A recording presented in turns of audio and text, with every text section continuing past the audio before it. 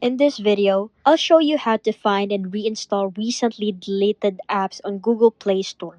This is super easy and takes just a few taps. First, locate and tap on the Google Play Store app on your Android device.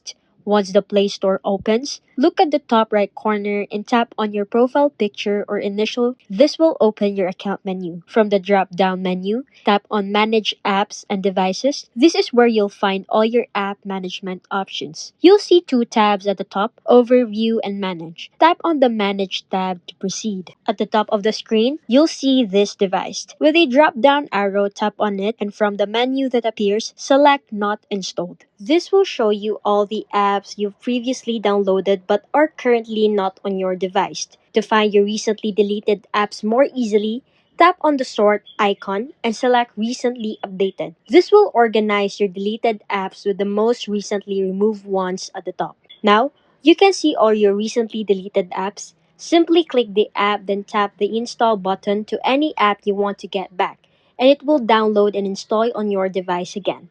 And that's it. Super easy way to find and reinstall your recently deleted apps on Google Play Store.